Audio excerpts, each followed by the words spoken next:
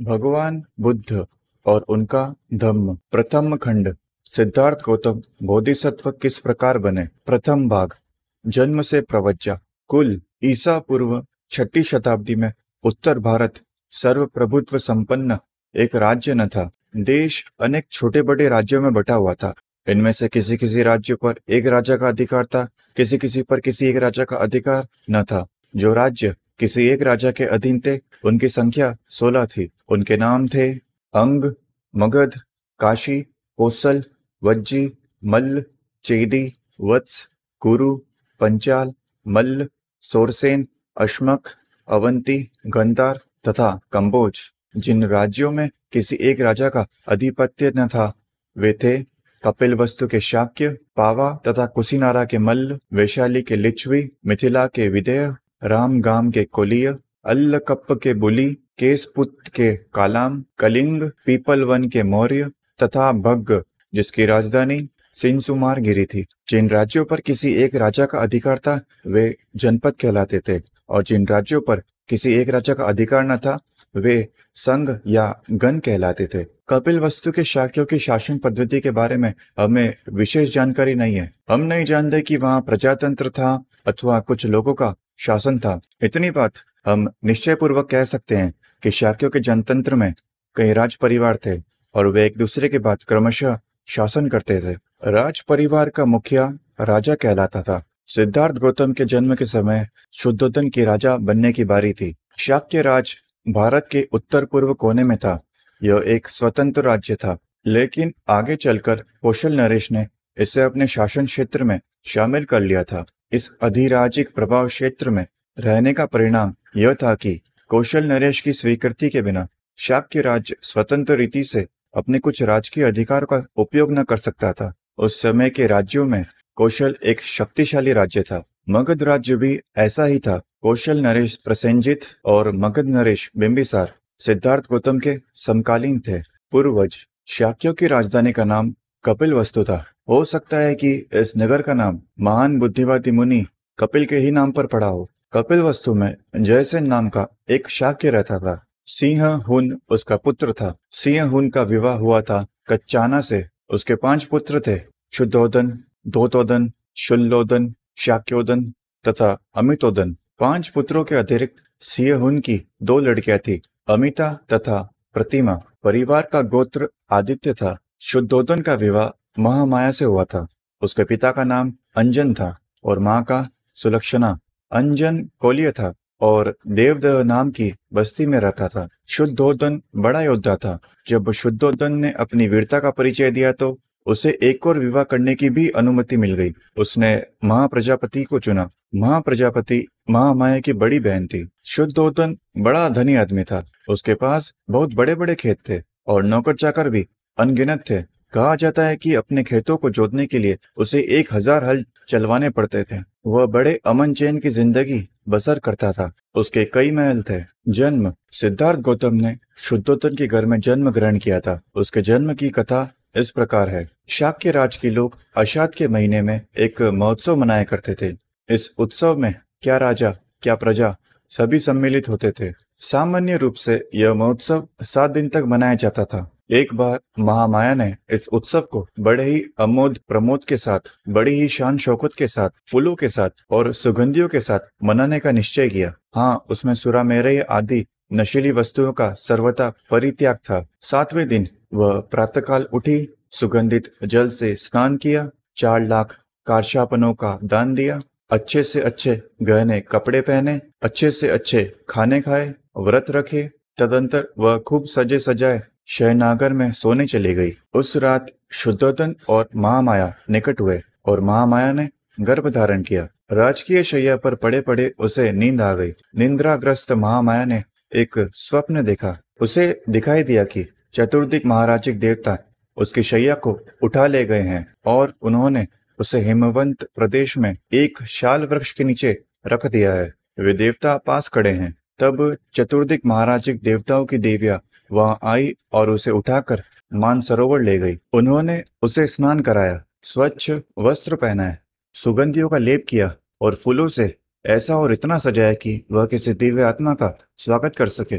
तब सुमेध नाम का एक बोधिसत्व उसके पास आया और उसने प्रश्न किया, मैंने अपना अंतिम जन्म पृथ्वी पर धारण करने का निश्चय किया है, क्या तुम मेरी माता बनना स्वीकार करोगी? उसका उत्तर था, बड़ी प्रसन्नता से। उसी समय महामाया देवी की आंख खुल गई। दूसरे दिन महामाया ने शुद्धोधन से स्वप्न की चर्चा की। इस स्वप्न की व्याख्या करने में असमर्थ राजा ने स्वप्न विद्या में प्रसिद्ध 8 ब्राह्मणों को बुला भेजा। उनके नाम थे राम, ध्वज, लक्ष्मण, मंत्री, यर्ण, भोज, सुयाम और सुदत्त। राजा ने उनके योग्य स्वागत की तैयारी की। उसने जमीन पर पुष्प वर्षा कराई और उनके लिए सम्मानित आसन बिछवाए। उसने ब्राह्मण के पात्र चांदी सोने से भर दिए और उन्हें घी, मधु, शक्कर, बढ़िया चावल तथा दूध से पके पकवानों से संत पीड़ित किया। जब ब्राह्मण खा पीकर प्रसन्न हो गए, शुद्धोधन ने उन्हें महामाया का स्वप्न कर सुनाया और पूछा, मुझे इसका अर्थ बताओ। ब्राह्मणों का उत्तर था, महाराज निश्चिंत रहे, आपको यहाँ एक पुत्र होगा। यदि वह घर में रहेगा तो वह चक्रवर्ती राजा होगा। यदि गृह त्याग कर सन्यासी होगा तो वह बुद्ध बनेगा, संसार के अंधकार का नाश करने वाला। पात्र में तेल धारण किए रहने की तरह महामाया बोधिसत्व को 10 महीने तक अपने गर्भ में धारण किए रही। समय समीप आया जान उसने अपने मायके जाने की इच्छा प्रकट की। अपने पति को संबोधित करते हुए उसने कहा, मैं अपने मायके देवदह जाना चाहती हूँ। शुद्धोधन का उत्तर था, तुम जानती हो कि तुम्हारी इच्छा की पूर्ति होगी। कहारों के कंधों पर ढाई जाने वाली सुनहरी पालकी में बिठवाकर अनेक सेवक सेविकाओं के साथ शुद्धोधन ने महामाया को उसके मायके भिजवा दिया। देवदेव के मार्ग में महामाया को वृक्षों के एक उद्यान वन में से गुजरना था, जिसके कुछ वृक्ष पुष्पित थे, कुछ अपुष्पित।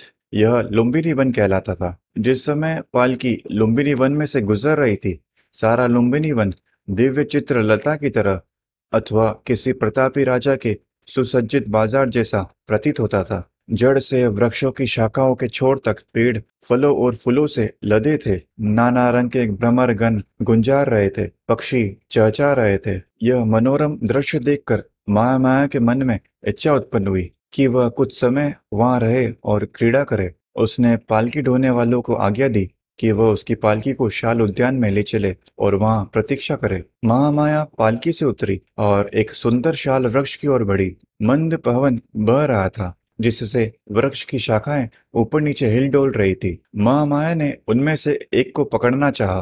भाग्यवश एक शाखा काफी नीचे झुक गई। महामाया ने पंजों के बल खड़ी होकर उसे पकड़ लिया। तुरंत शाखा ऊपर की ओर उठी और उसका हल्का सा झटका लगने से महामाया को प्रसव वेदना आरंभ हुई। उस शाल वृक्ष की शाखा पकड़े खड़े ही खड़े महामाया ने एक पुत्र को जन्म दिया। 463 ईसा पूर्व में वैशाख पूर्णिमा के दिन बालक ने जन्म ग्रहण किया। शुद्धोधन और महामाया का विवाह हुए बहुत समय बीत गया था, लेकिन उन्हें कोई संतान न हुई थी। आखिर जब पुत्र लाभ हुआ तो केवल शुद्धोधन और उसके परिवार द्वारा बल्कि सभी शाक्यों द्वारा पुत्र जन्मोत्सव बड़ी शान बान बड़े ही ठाट बाट के साथ अत्यंत प्रसन्नता पूर्वक मनाया गया। बालक के जन्म के समय अपनी बारी से शुद्धोधन पर कपिलवस्तु का शासन करने की जिम्मेदारी थी। वह राजा कहलाया और इसलिए स्वाभाविक तौर पर बालक भी राजकुमार। असित का आगमन। जिस समय बालक का जन्म हुआ उस समय हिमालय में असित नाम के एक बड़े ऋषि रहते थे। असित ने सुना कि आकाश स्थित देवता बुद्ध शब्द की घोषणा कर रहे हैं। उसने देखा कि वह अपने वस्त्रों को ऊपर उछाल उछाल प्रसन्नता के मारे इधर उधर घूम रहे हैं। वह सोचने लगा कि मैं वहां क्यों न जाऊं जहां बुद्ध ने जन्म ग्रहण किया है। जब असित ऋषि ने समस्त जम्बूद्वीप पर अपनी दृष्टि डाली तो देखा कि शुद्धोधन के घर में एक दिव्य बालक ने जन्म ग्रहण किया है और देवताओं की भी इतनी अधिक प्रसन्नता का यही कारण है। इसलिए वह महान ऋषि असित अपने भांजे नरदत्त के साथ राजा शुद्धोधन के घर आए और उनके महल के द्वार पर खड़े हुए। जब असित ऋषि ने देखा कि शुद्धोधन के द्वार पर लाखों आदमियों की भीड़ एकत्रित है, वह द्वारपाल के पास गए और कहा, अरे जाकर राजा से कहो कि दरवाजे पर एक ऋषि खड़े हैं। द्वारपाल राजा के पास गया और हाथ जोड़कर विनती की, राजन, द्वार पर एक वृद्ध ऋषि पधारे हैं और आपसे भेंट करना चाहते हैं। राजा ने असित ऋषि के बैठने के लिए आसन की व्यवस्था की और द्वारपाल को कहा, ऋषि को आने दो। महल के बाहर आकर द्वारपाल ने असित से कहा, कृपया भीतर पधारें। असित ऋषि राजा के सामने उपस्थित हुए और उसे खड़े खड़े आशीर्वाद दिया। राजन, आपकी जय हो। राजन, आपकी जय हो। आप चिरकाल तक जिए और अपने राज्य पर धर्मानुसार शासन करें। तब शुद्धोदन ने असित ऋषि को साष्टांग दंडवत किया और उन्हें बैठने के लिए आसन दिया। जब उसने देखा कि असित ऋषि सुखपूर्वक आसीत हैं, तो शुद्धोदन ने कहा, ऋषिवर, मुझे स्मरण नहीं है कि इसके पूर्व आपके दर्शन हुए हों। आपके यहाँ आगमन का क्या उद्देश्य है? आपके यहाँ पधारने का क्या कारण है? तब असित ऋषि ने राजा शुद्धोदन से कहा, राजन, तुम्हें पुत्र लाभ हुआ है, मैं उसे देखने के लिए आया हूँ। शुद्धोदन बोला, ऋषिवर, बालक सोया है, क्या आप थोड़ी देर प्रतीक्षा करने की कृपा करेंगे? ऋषि का उत्तर था, राजन, इस तरह की दिव्य विभूतियां देर तक सोती नहीं रहती, वे स्वभाव से ही जागरूक होती है। तब बालक ने ऋषि पर अनुकंपा करके अपने जागते रहने का संकेत किया। यह देख कि बालक जाग उठा है, शुद्धोदन ने उसे दृढ़तापूर्वक दोनों हाथों में लिया और असित ऋषि के सामने ले आया। असित ने देखा कि बालक 32 महापुरुष लक्षणों तथा 80 अणुव्यंजनों से युक्त है। उसने देखा कि उसका शरीर शुक्र और ब्रह्मा के शरीर से भी अधिक दीप्त है और उसका तेजोमंडल उनके तेजोमंडल से लाख गुना अधिक प्रदीप्त है। उसके मुख से तुरंत यह वाक्य निकला, निसंदेह यह अद्भुत पुरुष है। वे अपने आसन से उठे, दोनों हाथ जोड़े और उसके पैरों पर गिर पड़े। उन्होंने बालक की परिक्रमा की और उसे अपने हाथों में लेकर विचार मग्न हो गए। असित ऋषि पुरानी भविष्यवाणी से परिचित थे कि जिसके शरीर में गौतम की ही तरह के 32 महापुरुष लक्षण होंगे, वे इन दो गतियों में से एक को निश्चित रूप से प्राप्त होगा, तीसरी को नहीं। यदि वह गृहस्थ रहेगा तो वह चक्रवर्ती नरेश होगा, लेकिन यदि वह गृह त्याग कर प्रवचित हो जाएगा तो वह सम्यक संबुद्ध होगा। असित ऋषि को निश्चय था कि यह बालक गृहस्थ नहीं बनेगा। बालक की ओर देखकर वह सिसकियां भर भर कर रोने लगा। शुद्धोदन ने देखा कि असित ऋषि सिसकियां भर भर कर रो रहा है। उसके इस प्रकार रोता देखकर शुद्धोदन के रोंगटे खड़े हो गए। उसने असित ऋषि से निवेदन किया, ऋषिवर, आप इस प्रकार रो क्यों रहे हैं? आंसू क्यों बहा रहे हैं? ठंडी सांस क्यों ले रहे हैं? मैं समझता हूँ कि बालक का भविष्य तो निर्विघ्न ही है। असित ऋषि ने राजा को उत्तर दिया, राजन, मैं बच्चे के लिए नहीं रो रहा हूँ, इसका तो भविष्य निर्विघ्न है। मैं अपने लिए रो रहा हूँ। ऐसा क्यों? शुद्धोदन ने पूछा। असित ऋषि का उत्तर था, मैं जराजीर्ण हूँ, वय प्राप्त हूँ और यह बालक निश्चय रूप से बोधि लाभ करेगा, सम्यक संबुद्ध होगा। तदंतर वह लोक कल्याण के लिए अपना धम्म चक्र प्रवर्तित करेगा, जो इससे पहले इस संसार में कभी प्रवर्तित नहीं हुआ है। जिस श्रेष्ठ जीवन की, जिस सद्धर्म की वह घोषणा करेगा, वह आदि में कल्याणकारक होगा, मध्य में कल्याणकारक होगा और अंत में कल्याणकारक होगा। वह अर्थ तथा व्यंजन की दृष्टि से निर्दोष होगा, वह परिशुद्ध होगा, वह परिपूर्ण होगा। जिस प्रकार राजन कभी इस संसार में उदुम्बर पुष्पित होता है, उसी प्रकार अनंत युगों के अनंतर इस संसार में कहीं बुद्धोत्पाद होता है। राजन, इसी प्रकार निश्चय से यह बालक बोधि लाभ करेगा, सम्यक संबुद्ध होगा और तदंतर अनंत प्राणियों को इस सुखमय सागर के पार ले जाकर सुखी करेगा। लेकिन राजन, मैं उस बुद्ध को नहीं देख सकूंगा, इसलिए राजन, मैं इस दुख से दुखी हूँ और रो रहा हूँ। मेरे भाग्य में उस बुद्ध की पूजा करना नहीं बधा है। तब राजा ने असित ऋषि और उसके भांजे नाहक को श्रेष्ठ भोजन से संतप्रीत किया और वस्त्र दान दे उसकी परिक्रमा कर वंदना की। तब असित ने अपने भांजे नालक को कहा, नरदत्त, जब कभी तुम्हें यह सुनने को मिले कि यह बालक बुद्ध हो गया है, तो जाकर शरण ग्रहण करना। यह मेरे सुख, कल्याण और प्रसन्नता के लिए होगा। इतना कहकर असित ने राजा से विदा ली और अपने आश्रम चला गया। महामाया की मृत्यु। 5वें दिन नामकरण संस्कार किया गया। बालक का नाम सिद्धार्थ रखा गया। उसका गोत्र गौतम था, इसलिए जनसाधारण में वह सिद्धार्थ गौतम से प्रसिद्ध हुआ। बालक के जन्म की खुशियां और उसके नामकरण की विधियां अभी समाप्त नहीं हुई थी कि महामाया अचानक बीमार पड़ी और उसके रोग ने गंभीर रूप धारण कर लिया। अपना अंत समय निकट आया जान उसने शुद्धोदन और प्रजापति को अपनी शैया के समीप बुलाया और कहा, मुझे विश्वास है कि असित ने मेरे बच्चे के बारे में जो भविष्यवाणी की है वह सच्ची निकलेगी। मुझे यही अफसोस है कि मैं इस वाणी को पूरा हुआ न देख सकूंगी। प्रजापति, मैं अपना बच्चा तुम्हें सौंप जाती हूँ। मुझे विश्वास है कि उसके लिए तुम उसकी माँ से भी बढ़कर होगी। मेरा बालक शीघ्र ही मातृहीन बालक हो जाएगा, लेकिन मुझे इसकी तनिक चिंता नहीं है कि मेरे बाद यथा योग्य विधि से उसका लालन पालन नहीं होगा। अब दुखी न हो, मुझे मरने दे। मेरा अंत समय आ पहुंचा है। यमदूत मेरी प्रतीक्षा कर रहे हैं। इतना कहते कहते महामाया ने अंतिम सांस ले ली। शुद्धोदन और प्रजापति दोनों को ही बड़ा दुख हुआ। दोनों फुट फुट कर रोने लगे। जब सिद्धार्थ की माता का देहांत हुआ तो उसकी आयु केवल 7 दिन की थी। सिद्धार्थ का एक छोटा भाई भी था। उसका नाम था नंद। वह शुद्धोदन का महाप्रजापति से उत्पन्न पुत्र था। उसके ताया चाचा की भी कई संतानें थी। महानाम और अनिरुद्ध शुल्लोदन के पुत्र थे तथा आनंद अमितोदन के। देवदत्त उसकी बुआ अमिता का पुत्र था। महानाम सिद्धार्थ की अपेक्षा बड़ा था और आनंद छोटा। सिद्धार्थ उसके साथ खेलता खाता बड़ा हुआ। बचपन तथा शिक्षा। जब सिद्धार्थ थोड़ा चलने फिरने योग्य हो गया, शाक्य जनपद के मुखिया इकट्ठे हुए और उन्होंने शुद्धोदन से कहा कि बालक को ग्राह देवी अभया के मंदिर में चलना होगा। शुद्धोदन ने स्वीकार किया और बालक को कपड़े पहना देने के लिए महाप्रजापति से कहा। जब वह उसे वस्त्र पहना रही थी, सिद्धार्थ ने अत्यंत मधुर वाणी में अपनी मौसी से पूछा कि उसे कहाँ ले जाया जा रहा है। जब उसे पता चला कि उसे मंदिर ले जाया जा रहा है तो वह मुस्कुराया, लेकिन शाक्यों के रीति रिवाज का ध्यान कर वह चला गया। 8 वर्ष की आयु होने पर सिद्धार्थ ने अपनी शिक्षा आरंभ की, जिन्हें शुद्धोदन ने माया के सपने की व्याख्या करने के लिए बुलाया था और उन्होंने सिद्धार्थ के बारे में भविष्यवाणी की थी।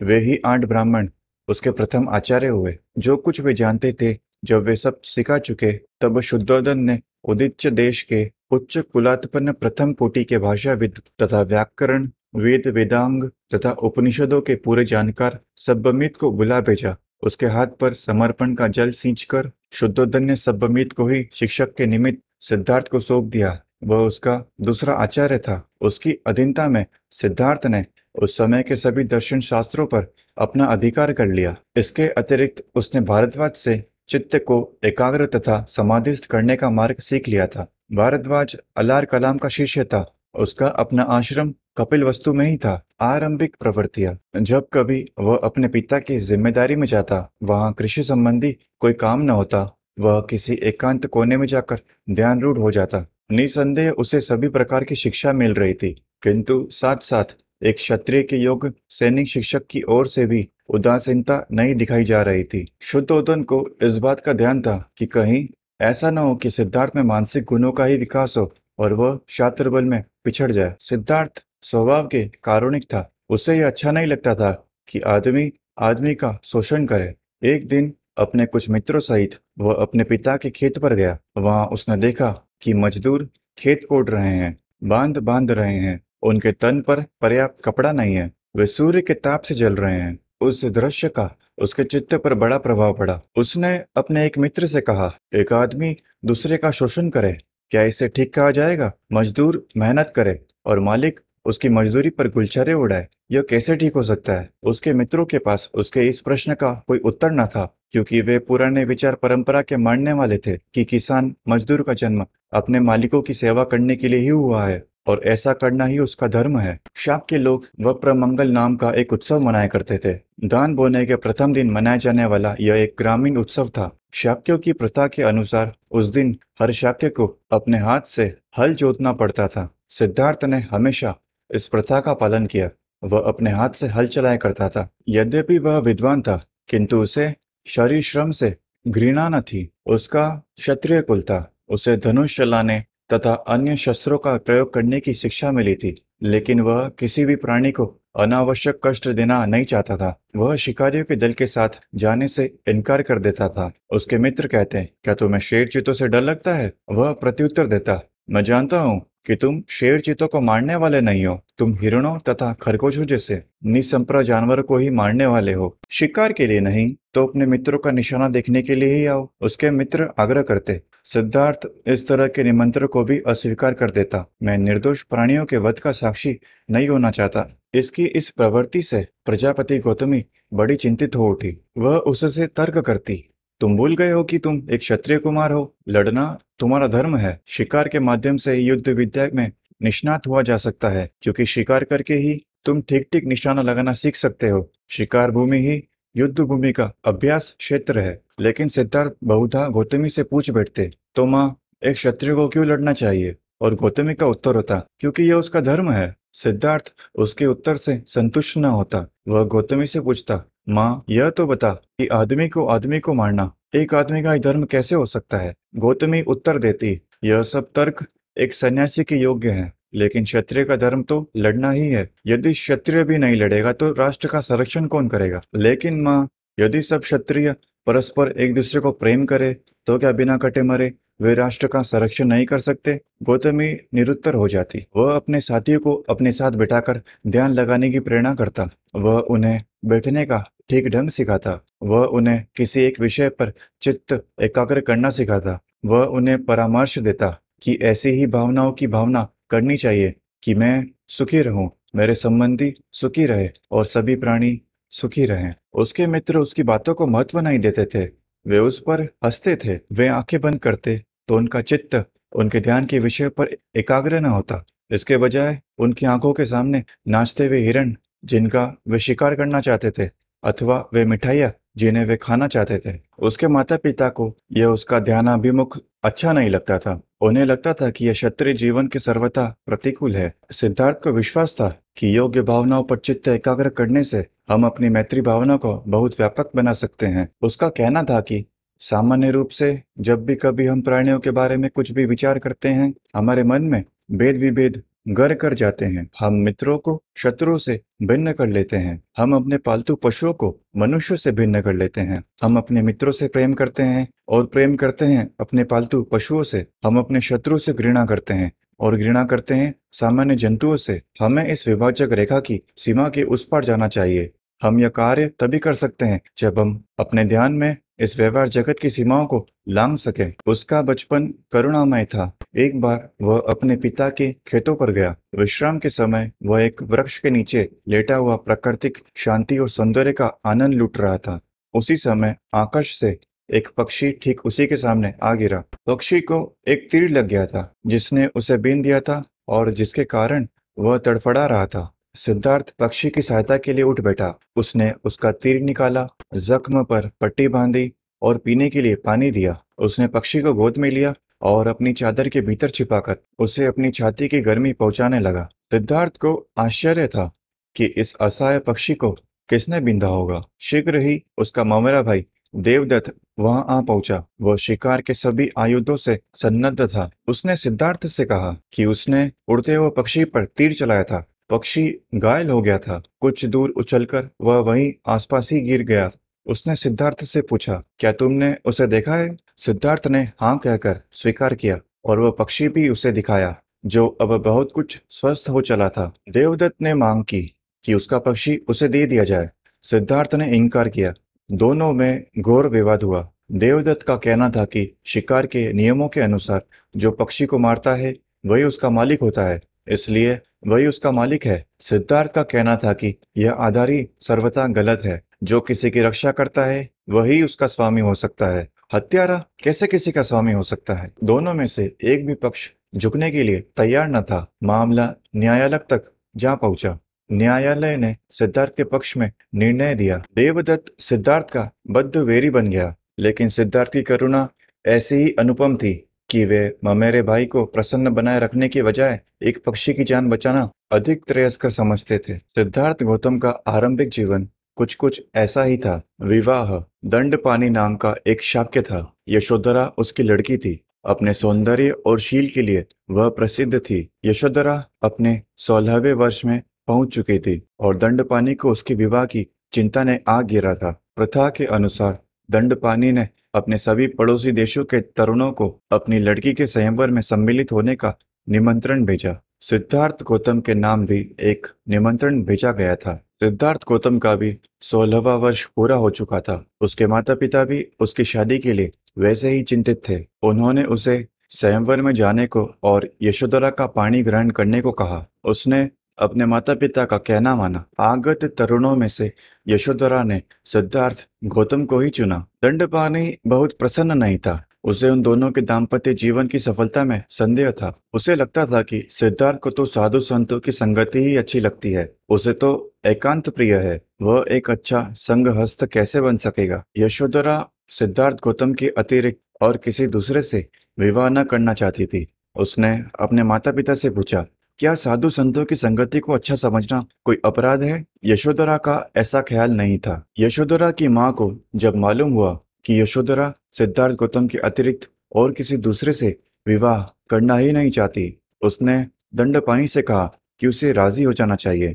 दंडपानी राजी हो गया। गौतम के प्रतिद्वंदी निराश ही नहीं हुए, बल्कि उन्हें लगता था कि उनका अपमान हो गया है। उन्हें लगता था कि कम से कम उनके प्रति न्याय करने के लिए ही यशोधरा को चाहिए था कि चुनाव करने से पहले किसी न किसी तरह से सबकी परीक्षा लेती। कुछ समय तो वह चुप रहे। उनका विश्वास था कि दंडपानी यशोधरा को गौतम का चुनाव ही न करने देगा। उनका उद्देश्य यूं ही पूरा हो जाएगा। लेकिन जब उन्होंने देखा कि दंडपानी असफल रहा है, उन्होंने हिम्मत से काम लिया और इस बात की मांग की कि लक्षवेध की एक परीक्षा होनी ही चाहिए। दंडपानी को स्वीकार करना पड़ा। पहले तो सिद्धार्थ इसके लिए तैयार न था, लेकिन उसके सारथी चंदक ने उसे समझाया कि यदि वह अस्वीकार करेगा तो यह उसके लिए, उसके परिवार के लिए तथा सबसे बढ़कर यशोधरा के लिए ही बड़ी लज्जा की बात होगी। सिद्धार्थ गौतम के मन पर इस तर्क का बड़ा प्रभाव पड़ा। उसने उस परीक्षण में सम्मिलित होना स्वीकार किया। परीक्षण आरंभ हुआ। प्रत्येक प्रतिद्वंदी ने अपना अपना कौशल दिखाया। सबके अंत में गौतम की बारी थी, किंतु उसी का लक्षवेध सर्वश्रेष्ठ सिद्ध हुआ। इसके बाद विवाह हुआ। शुद्धोधन और दंडपानी दोनों को बड़ी प्रसन्नता थी। इसी प्रकार यशोधरा और महाप्रजापति भी बड़ी प्रसन्न थी। विवाह हो चुकने के काफी समय बाद यशोधरा ने एक पुत्र को जन्म दिया। उसका नाम राहुल रखा गया। पुत्र के संरक्षण के लिए पिता की योजना। राजा प्रसन्न था कि पुत्र का विवाह हो गया और वह ग्रस्त बन गया, किंतु साथ ही असित ऋषि की भविष्यवाणी भूत की तरह उसका पीछा कर रही थी। उस भविष्यवाणी को पूरा न हो देने के लिए उसने सोचा कि सिद्धार्थ गौतम को काम भोगों के संबंध से अच्छी तरह से बांध दिया जाए। इस उद्देश्य की पूर्ति के लिए शुद्धोधन ने अपने पुत्र के लिए 3 महल बनवाए। एक ग्रीष्म ऋतु में रहने के लिए, दूसरा वर्षा ऋतु में रहने के लिए और तीसरा शीत ऋतु में रहने के लिए।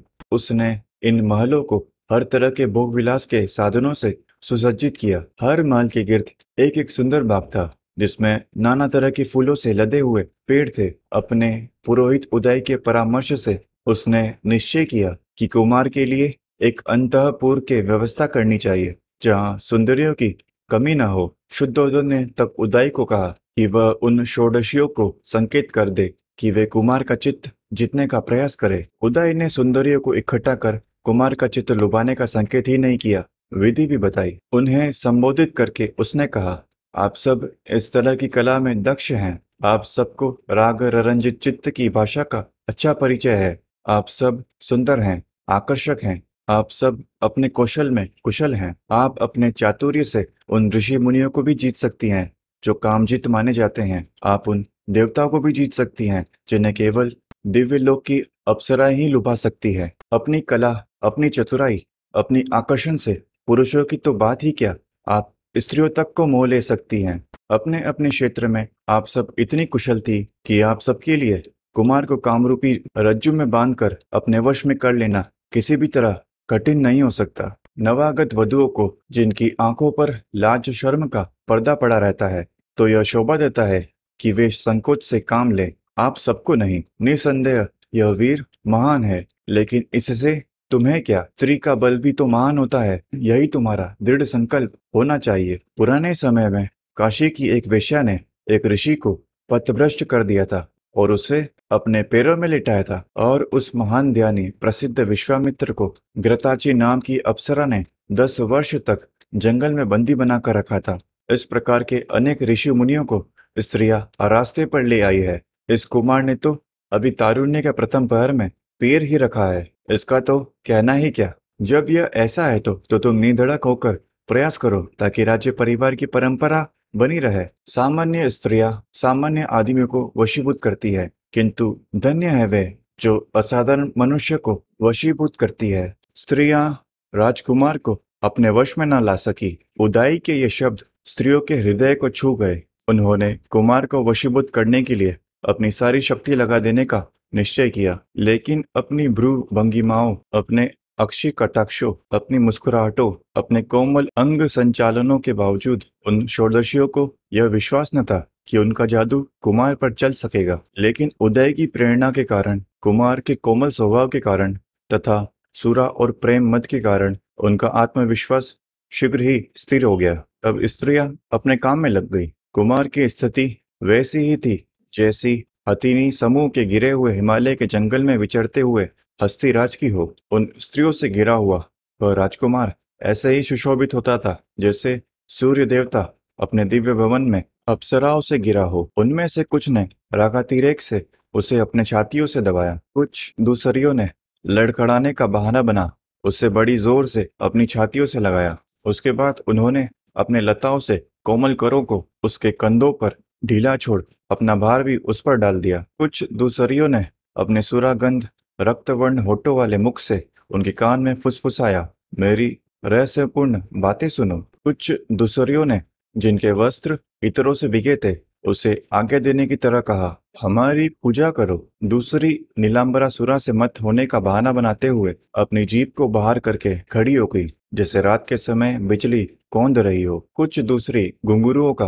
निनाद करती घूमती थी और अपने अर्ध आच्छादित शरीर का प्रदर्शन भी कर रही थी। कुछ दूसरी एक आम्र शाखा को पकड़े खड़ी थी और अपनी कलश सदृश छातियों का प्रदर्शन कर रही थी। कुछ किसी पद्मा सरोवर से आई थी, हाथों में पद्मा थे, आंखें भी पद्मा के ही समान थी। उस पद्म पानी की तरह उस पद्मा मुख राजकुमार के पास खड़ी थी। एक दूसरी ने उचित हाव भाव के साथ एक गीत गाया ताकि वह संयत भी उत्तेजित हो सके। उसकी दृष्टि कह रही थी, अरे तुम किस भ्रम में पड़े हो। दूसरी ने अपने प्रकाशपूर्ण चेहरे पर अपनी भ्रू रूपी कमान को तान कर उसकी मुख मुद्रा को नकल बनाई। एक दूसरी, जिसकी छाती उभरी थी और जिसके कानों की बालियां हवा में झुक रही थी, जोर से हंसी और बोली, यदि हो सके तो मुझे पकड़ें। कुछ दूसरियों ने उसे फल मालाओं के बंधन में बांधने की कोशिश की। कुछ दूसरियों ने उस पर मधुर किंतु अंकुश के समान चुभने वाले शब्दों का प्रहार किया।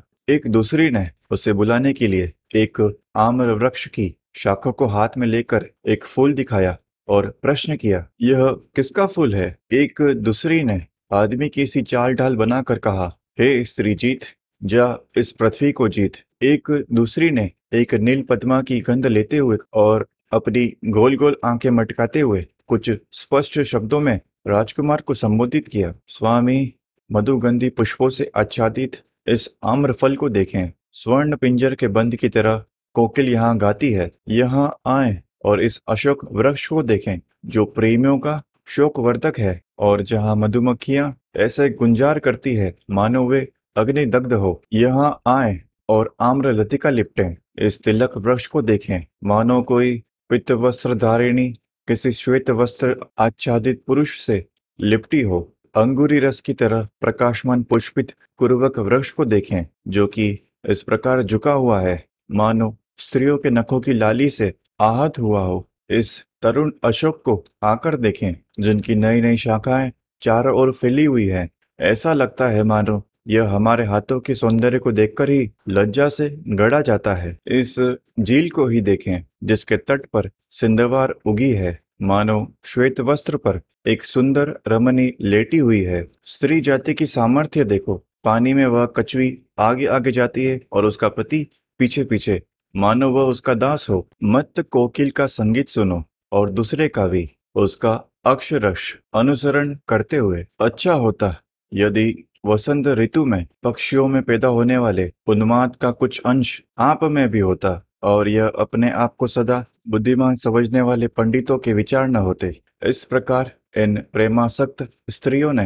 राजकुमार के विरुद्ध हर तरह की युद्ध नीति बरती। इतने आक्रमण किए जाने पर भी वह संयतेंद्रिय न प्रसन्न हुआ न मुस्कुराया। उनकी वास्तविक अवस्था से परिचय प्राप्त होने के कारण राजकुमार स्थिर एकाग्रचित्त से विचार करता रहा, इन स्त्रियों में किस बात की ऐसी कमी है कि ये इतना भी नहीं देख सकती कि यौवन चंचल है, वार्धक्य समस्त सौंदर्य का नाश कर देगा। इस प्रकार यह बेमेल मेल महीनों वर्षों चलता रहा, किंतु इसका कुछ फल न हुआ। प्रधानमंत्री का कुमार को समझाना। उदय समझ गया कि तरुणियां असफल रही है और राजकुमार ने उनमें कोई दिलचस्पी नहीं ली। नीति कुशल उदय ने राजकुमार से स्वयं बातचीत करने की सोची। राजकुमार से एकांत में उदय ने कहा, क्योंकि मुझे राजा ने आपके सुहृद पद पर नियुक्त किया है, इसलिए मैं एक मित्र की हैसियत से ही आपसे दो बातें करना चाहता हूँ। किसी अहित काम से बचाना, हितकर काम में लगाना, विपत्ति में साथ न छोड़ना। मित्र के यही 3 लक्षण हैं। यदि मैं अपनी मैत्री की घोषणा करने के अनंतर भी पुरुषार्थ से विमुख आपको न समझाऊं तो मैं अपने मैत्री धर्म से च्युत होता हूँ। ऊपरी मन से भी स्त्रियों से संबंध जोड़ना अच्छा है। इससे आदमी का संकोच जाता रहता है और मन का रंजन भी होता ही है। निराधार न करना और उनका कहना मानना, इन 2 बातों से ही स्त्रियां प्रेम के बंधन में बंध जाती है। निसंदेह सद्गुण भी प्रेम का कारण होते हैं।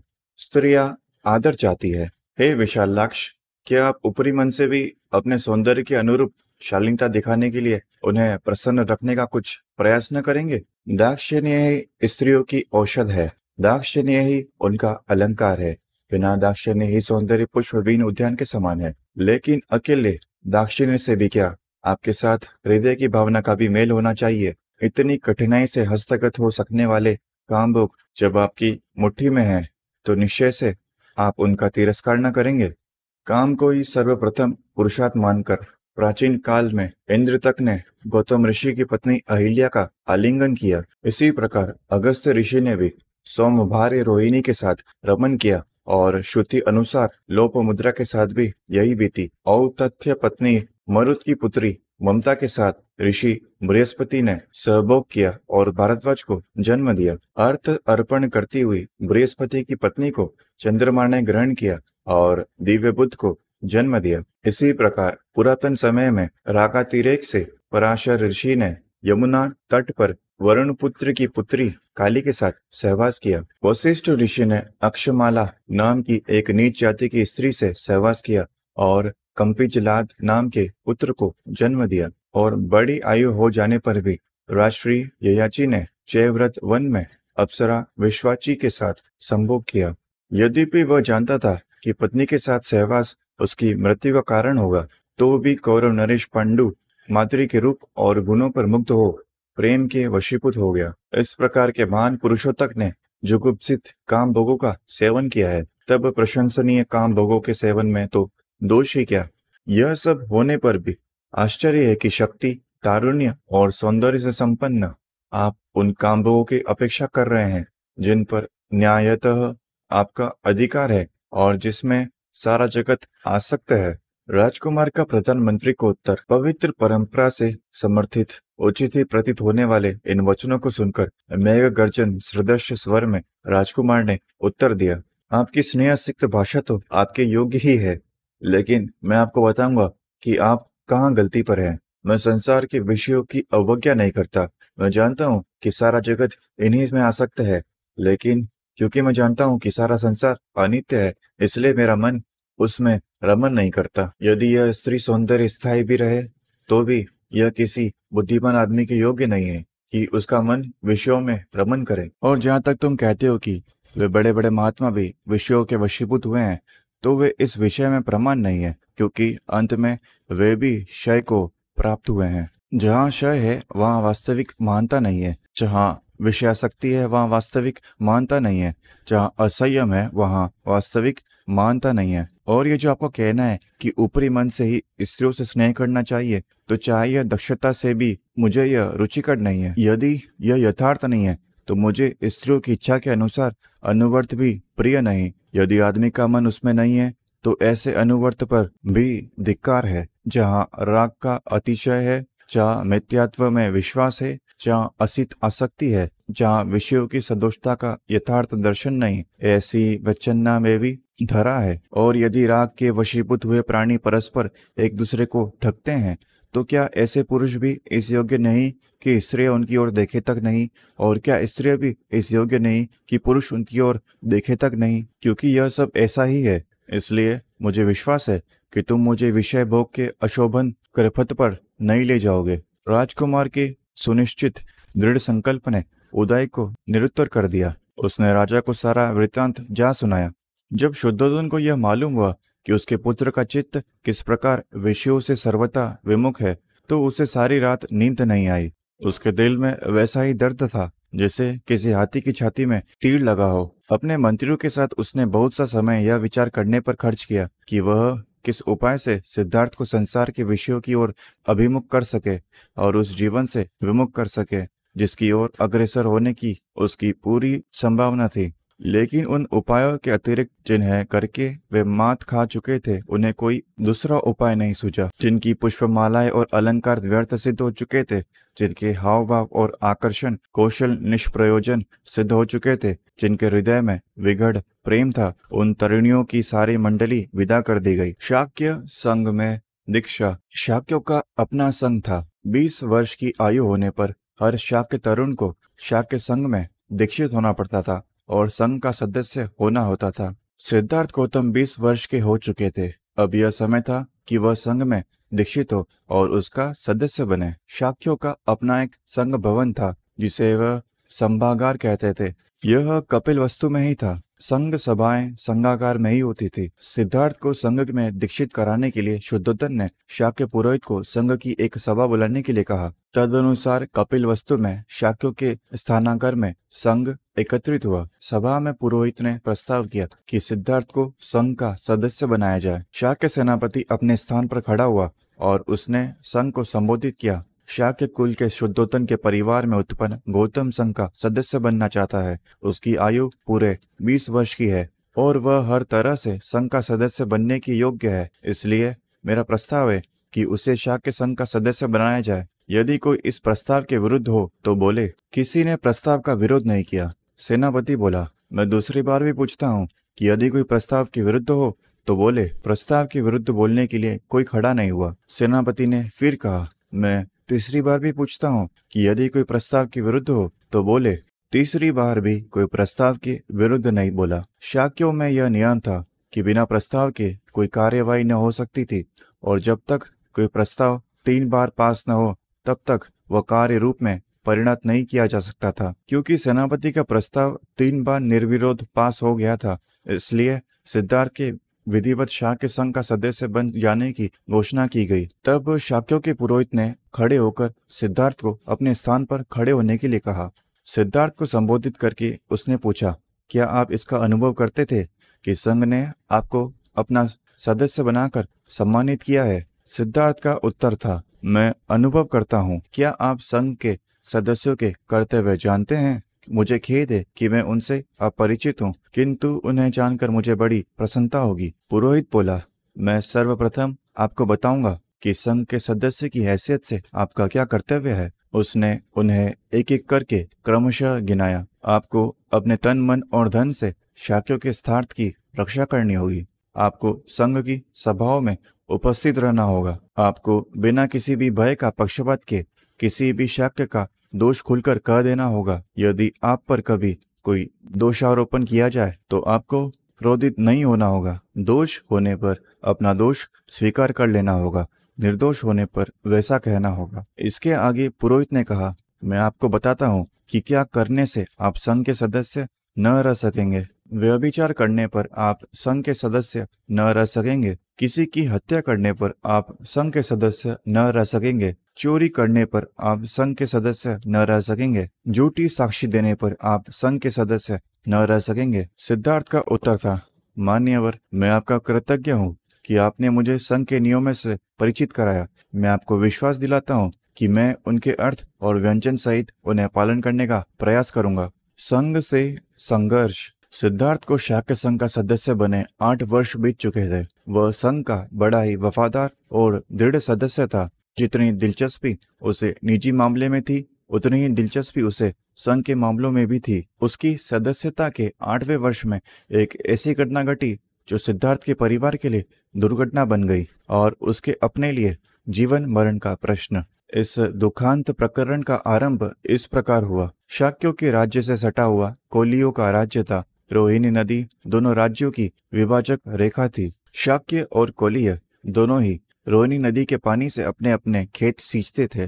हर फसल पर अपना आपस में विवाद होता था कि रोहिणी के जल का पहले और कितना उपयोग कौन करेगा। यह विवाद कभी कभी झगड़े में परिणत हो जाते और झगड़े लड़ाइयों में। जिस वर्ष सिद्धार्थ की आयु 28 की हुई, उस वर्ष रोहिणी के पानी को लेकर शाक्यों के नौकरों में और कोलियों के नौकरों में बड़ा झगड़ा हो गया। दोनों पक्षों ने चोट खाई। जब शाक्य और कोलियों को इसका पता लगा तो उन्होंने सोचा कि इस प्रश्न का युद्ध के द्वारा हमेशा के लिए निर्णय कर लिया जाए। शाक्यों के सेनापति ने कोलियों के विरुद्ध युद्ध छेड़ देने की बात पर विचार करने के लिए संघ का एक अधिवेशन बुलाया। संघ के सदस्यों को संबोधित करके सेनापति ने कहा, कोलियों ने हमारे लोगों पर आक्रमण किया, हमारे लोगों को पीछे हट जाना पड़ा।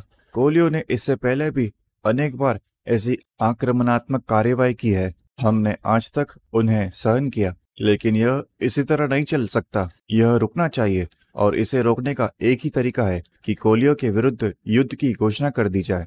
मेरा प्रस्ताव है कि कोलियों के विरुद्ध युद्ध की घोषणा कर दी जाए। जो विरोध करना चाहे वे बोले। सिद्धार्थ गौतम अपने स्थान पर खड़े हुए बोले, मैं इस प्रस्ताव का विरोध करता हूँ। युद्ध से कभी किसी समस्या का हल नहीं होता। युद्ध छेड़ देने से हमारे उद्देश्य की पूर्ति ही होगी। इससे एक युद्ध का विजयारोपण हो जाएगा। जो किसी की हत्या करता है उसे कोई दूसरा हत्या करने वाला मिल जाता है। जो किसी को जीतता है उसे कोई दूसरा जीतने वाला मिल जाता है। जो किसी को लूटता है उसे कोई लूटने वाला मिल जाता है। सिद्धार्थ गौतम ने अपनी बात जारी रखी, मुझे ऐसा लगता है कि शाक्यों को कोलियों के विरुद्ध युद्ध छेड़ने में जल्दबाजी से काम नहीं लेना चाहिए। पहले सावधानी से इस बात की जांच करनी चाहिए, वास्तव में दोषी पक्ष कौन सा है। मैंने सुना है कि हमारे आदमियों ने भी ज्यादती की है। यदि ऐसा है तो हम भी निर्दोष नहीं हैं। सेनापति ने उत्तर दिया, यह ठीक है कि हमारे आदमियों ने ही पहल की थी, लेकिन यह याद रखना चाहिए कि पहले पानी लेने की यह हमारी बारी थी। सिद्धार्थ गौतम ने कहा, इससे स्पष्ट है कि हम भी सर्वदा निर्दोष नहीं हैं। इसलिए मेरा प्रस्ताव है कि हम अपने में से 2 आदमी चुने और कोलियों से भी कहा जाए कि वे भी अपने में से 2 आदमी चुने और फिर यह चारों मिलकर एक 5वां आदमी चुने। ये 5 आदमी मिलकर झगड़े का निपटारा कर दें। सिद्धार्थ गौतम ने प्रस्ताव में जो परिवर्तन सुझाया था उसका विधिवत समर्थन हो गया, किंतु सेनापति ने विरोध किया। कहा, मुझे निश्चय है कि जब तक कोलियों का कड़ा दंड नहीं दिया जाता तब तक उनका यह टंटा समाप्त नहीं होगा। प्रस्ताव और उसमें सुझाए हुए परिवर्तन पर मत लेने आवश्यक हो गए। पहले सिद्धार्थ के सुझाए परिवर्तन ही मत लिए गए। बहुत बड़े बहुमत से सिद्धार्थ का सुझाव अमान्य हो गया। इसके बाद सेनापति ने स्वयं अपने प्रस्ताव पर मत मांगे। सिद्धार्थ गौतम ने फिर खड़े होकर विरोध किया। उसने कहा, मेरी प्रार्थना है कि संघ इस प्रस्ताव को स्वीकार न करे। शाक्य और कोलिया निकट संबंधी है, परस्पर एक दूसरे का नाश करने में बुद्धिमानी नहीं है। सेनापति ने सिद्धार्थ गौतम की स्थापना का सर्वथा विरोध किया। उसने इस बात पर जोर दिया कि युद्ध में शत्रुओं के लिए कोई अपना पराया नहीं होता। राज्य के लिए उन्हें अपने सगे भाइयों से भी लड़ना ही चाहिए। ब्राह्मणों का धर्म है यज्ञ करना, क्षत्रियों का धर्म है युद्ध करना, वैश्यों का धर्म है व्यापार करना और शूद्रों का धर्म है सेवा करना। हर किसी को अपना अपना धर्म निभाने में ही पुण्य है, यही शास्त्रों की आज्ञा है। सिद्धार्थ का उत्तर था, जहाँ तक मैं समझ सका हूँ, धर्म तो इस बात के हृदयंगम करने में ही है कि वैर से वैर कभी शांत नहीं होता। यह केवल अवैर से ही शांत हो सकता है। सेनापति बेसब्र हो उठा, बोला, इस दार्शनिक शास्त्रार्थ में पढ़ना बेकार है। स्पष्ट बात यह है कि सिद्धार्थ को मेरा प्रस्ताव अमान्य है। हम संघ का मत लेकर इसका निश्चय करें कि संघ का क्या विचार है। तदनुसार सेनापति ने अपने प्रस्ताव पर लोगों के मत मांगे। बड़े भारी बहुमत से प्रस्ताव पास हो गया। देश छोड़ जाने को सुझाव। दूसरे दिन सेनापति ने शाक्य संघ की दूसरी सभा बुलाई। उसका उद्देश्य था कि उसके अनिवार्य सैनिक भर्ती के प्रस्ताव पर विचार हो। जब संघ एकत्र हुआ, उसने प्रस्ताव किया कि उसे आज्ञा दी जाए कि वह 20 वर्ष और 50 वर्ष के बीच के प्रत्येक शाक्य के लिए कोलियों के विरुद्ध लड़ने के निमित्त सेना में भर्ती होना अनिवार्य होने की घोषणा कर दे। सभा में दोनों पक्ष उपस्थित थे। वे भी जिन्होंने संघ की पहली सभा में युद्ध घोषणा के पक्ष में मत दिया था और वे भी जिन्होंने इसके विरुद्ध मत दिया था। जिन्होंने इसके पक्ष में मत दिया था उनके लिए सेनापति का प्रस्ताव स्वीकार करने में कोई कठिनाई नहीं थी। यह उनके पूर्व निश्चय का स्वाभाविक परिणाम था, लेकिन जिस अल्पमत ने युक्त निर्णय के विरुद्ध मत दिया था, उसके सामने एक कठिनाई थी। उसकी समस्या थी बहुमत के आगे सर झुकाना अथवा नहीं झुकाना। अल्पमत का निश्चय था कि बहुमत के आगे सिर न झुकाया जाए, इसलिए उन्होंने उस सभा में उपस्थित रहने का भी निर्णय किया था। दुर्भाग्य से किसी में यह साहस नहीं था कि यही बात खुलकर कह सके। कदाचित वे बहुमत का विरोध करने के परिणामों से परिचित थे। जब सिद्धार्थ ने देखा कि उसके समर्थक मौन हैं, तो वह उठ खड़ा हुआ और उसने संघ को संबोधित करके कहा, मित्रों, आप जो चाहें कर सकते हैं। आपके साथ बहुमत है, लेकिन मुझे खेद के साथ यह कहना पड़ता है कि मैं अनिवार्य सैनिक भर्ती का विरोध करूंगा। मैं आपकी सेना में सम्मिलित नहीं होऊंगा। मैं युद्ध में भाग नहीं लूंगा। सिद्धार्थ गौतम को उत्तर देते हुए सेनापति ने कहा, उस शपथ की याद करो जो तुमने संघ का सदस्य बनते समय ग्रहण की थी। यदि तुम अपने दिए गए वचनों में से किसी एक का भी पालन न करोगे तो तुम सार्वजनिक निंदा के भाजन बनोगे। सिद्धार्थ का उत्तर था, निसंदेह मैंने अपने तन मन धन से शाक्यों के हितों की रक्षा करने का वचन दिया है, लेकिन मैं नहीं समझता कि यह युद्ध शाक्यों के हित में है। शाक्यों के हित के मुकाबले वे सार्वजनिक निंदा का मेरे लिए कोई मूल्य नहीं। सिद्धार्थ ने संघ को इस बात की याद दिलाई और सावधान किया कि कोलियों से निरंतर झगड़ते रहने के कारण शाक्य संघ बहुत कुछ कौशल नरेश के हाथ का खिलौना बन गया है। इसकी कल्पना करना आसान है कि यह युद्ध शाक्य संघ को और भी अधिक दुर्बल बना देगा और इससे कौशल नरेश को एक और ऐसा अवसर मिल जाएगा कि वह शाक्य संघ के स्वातंत्र को और भी अधिक घटा दे। सेनापति को क्रोध आ गया। वह बोला, तुम्हारा यह भाषण कौशल तुम्हारे किसी काम का न आएगा। तुम्हें संघ के बहुमत के सामने सिर झुकाना होगा। शायद तुम्हें इस बात का बहुत भरोसा है कि कौशल नरेश की अनुमति के बिना संघ अपनी आज्ञा की अवहेलना करने वालों को फांसी या देश से निकाल जाने की सजा नहीं दे सकता, और यदि इनमें से कोई भी एक दंड मुझे दिया जाए तो कौशल नरेश इसकी अनुमति नहीं देगा। लेकिन याद रखो, संघ तुम्हारे दूसरे अनेक तरीकों से दंडित कर सकता है। संघ तुम्हारे परिवार के सामाजिक बहिष्कार का निर्णय कर सकता है और संघ तुम्हारे परिवार के खेतों को जब्त कर सकता है। इसलिए संघ को कौशल नरेश की अनुमति की आवश्यकता नहीं। सिद्धार्थ ने समझ लिया कि यदि उसने कोलियों के विरुद्ध युद्ध घोषणा करने के प्रस्ताव का अपना विरोध जारी रखा तो उसके क्या क्या दुष्परिणाम हो सकते हैं। इसलिए वह 3 बातों में से एक का चुनाव कर सकता था। सेना में भर्ती होकर युद्ध में भाग ले सकता था। दूसरा, फांसी पर लटकना या देश से निकाल दिया जाना स्वीकार कर सकता था। तीसरा, अपने परिवार के लोगों का सामाजिक बहिष्कार और उनके खेतों की जब्ती के लिए राजी हो सकता था। पहली बात वह किसी भी हालत में स्वीकार नहीं कर सकता था। वह इस विषय में दृढ़ था। तीसरी बात पर तो वह विचार तक न कर सकता था। इस परिस्थिति में उसने सोचा कि उसके लिए दूसरी बात ही सर्वाधिक मान्य हो सकती है। तदनुसार सिद्धार्थ ने संघ को संबोधित किया, कृपया मेरे परिवार को दंडित न करें। सामाजिक बहिष्कार द्वारा उन्हें कष्ट न दें। उनके खेत जब्त करके उन्हें जीविका विहीन न करें। वे निर्दोष हैं। अपराधी मैं ही हूँ। मुझे अकेले ही अपने अपराध का दंड भोगने दें। चाहे आप मुझे फांसी पर लटका दें और चाहे देश से निकाल दें। आप चाहे दंड दें, मैं खुशी से इसे स्वीकार कर लूंगा और मैं इस बात का वचन देता हूँ कि मैं इसके शिकायत कौशल नरेश से न करूंगा। प्रवज्जा अभिनिष्क्रमण। सेनापति बोला, तुम्हारी बात मानना कठिन है, क्योंकि यदि तुम स्वेच्छा से भी मृत्यु अथवा देश निकाले का वर्ण करो तो भी कौशल नरेश को इसका पता लग ही जाएगा। वह निश्चय पूर्वक इसी परिणाम पर पहुंचेगा कि शाक्य संघ ने ही यह दंड दिया होगा और वह शाक्य संघ के विरुद्ध कार्यवाही करेगा। यदि यह कठिनाई है तो मैं आसानी से एक उपाय सुझा सकता हूँ। सिद्धार्थ गौतम का उत्तर था, मैं परिव्राजक बन सकता हूँ